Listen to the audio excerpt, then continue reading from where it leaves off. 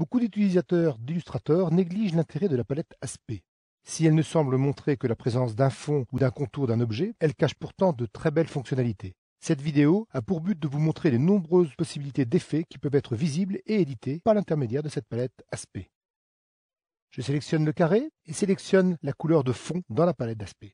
Je demande une couleur orange dans mon nuancier, puis je sélectionne le contour, auquel je vais attribuer une couleur marron. J'en augmente le contour et obtiens ainsi ce résultat. Depuis toujours, les objets Illustrator ont la possibilité d'être dotés d'un fond et d'un contour. Il est possible, grâce à la palette d'aspect, de cumuler sur un même objet plusieurs attributs de fond et plusieurs attributs de contour. Je déroule ainsi le menu de la palette et lui demande d'ajouter un nouveau contour. L'objet sélectionné est ainsi pourvu d'une couleur de fond et de deux contours de 8 points, positionnés l'un devant l'autre. Je modifie la couleur du contour sélectionné en lui demandant de devenir jaune.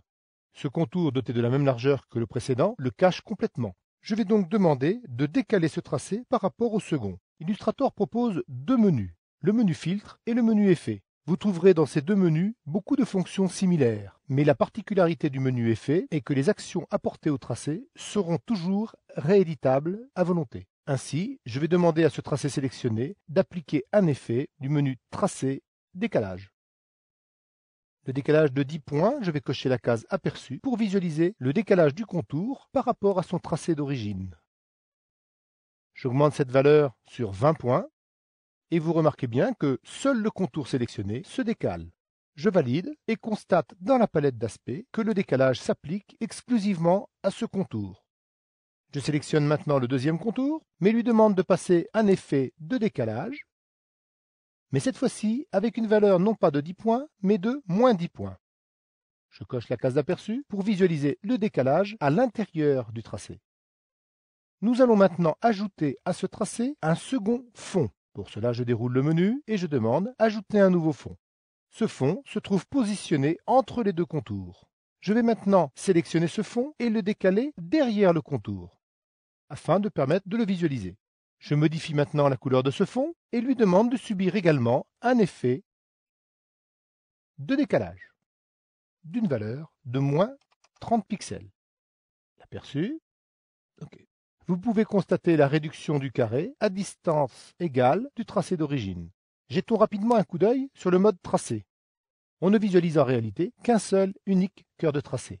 Et c'est ce même tracé qui supporte la totalité des attributs qui lui ont été définis. Seule la palette Aspect permet d'attribuer ce genre de choses et également de mieux comprendre comment les objets sont construits. Je prends l'outil de flèche blanche pour sélectionner un seul et unique point de mon tracé. Je le modifie et vois immédiatement que l'ensemble des paramètres suit le tracé d'origine. Je reprends mon outil de sélection et bascule sur la palette des styles graphiques. Il me suffit de sélectionner mon objet et de le glisser dans cette palette pour construire un nouveau style graphique attribué à ce document. Il va être très simple d'appliquer ce style à d'autres objets. Il suffit pour cela de les sélectionner, puis de cliquer sur le style choisi. Je constate immédiatement dans la palette d'aspect l'attribution à ce tracé des différents contours et fonds. Je peux encore intervenir à ce stade en sélectionnant par exemple le décalage du premier tracé et par un double clic pouvoir en modifier la valeur et la visualiser immédiatement. À tout instant, on peut intervenir sur toutes les composantes de l'objet à partir de la palette d'aspect. Je sélectionne maintenant les étoiles et dans le menu objet, demande de les associer. Je me dirige sur la palette de calque et par un clic sur le triangle, demande de visualiser les objets et remarque en particulier le groupe que je viens de constituer. La palette d'aspect montre les attributs du groupe sélectionné sur lequel il n'y a ni fond ni contour. Mais ce n'est pas un problème, car nous allons demander d'ajouter un nouveau fond à l'aide du menu. Nouveau fond, que j'attribue en orange, puis je me permets de demander à nouveau de créer un second fond sur le même objet. Je sélectionne le fond le plus éloigné, en modifie sa couleur, et lui demande un décalage de 10 points. Je choisis une jonction à base d'arrondi et valide. Il s'agit là d'un attribut de groupe. Je vais, par un double clic sur ce groupe, passer en mode isolé, isolant ainsi le groupe de l'ensemble des autres objets et me permettant d'intervenir sur le positionnement des objets, sur leur éventuelle mise à l'échelle, sur un redéplacement à nouveau, sans aucune contrainte. Un simple double clic sur le plan de travail me permet de revenir dans le mode global. Je réaffiche ma palette de style graphique, puis y glisse l'ensemble de mes étoiles. J'ai donc créé un nouveau style graphique spécifique. Je sélectionne maintenant le texte. J'y applique le style choisi par un simple clic dans la palette de style graphique. Je peux, par l'intermédiaire de la palette Aspect, découvrir la façon dont les attributs sont positionnés sur cet objet texte. Je choisis de rééditer le décalage par un double clic et de le réduire à une valeur de 5 points. Si je veux effectuer un effet sur l'ensemble du texte, je sélectionnerai non pas le décalage, mais le mot caractère, sélectionnant ainsi l'ensemble du contenu. Et j'y applique alors un effet de déformation en drapeau. L'effet est alors appliqué globalement à l'objet et non pas au simple contour ou au simple fond.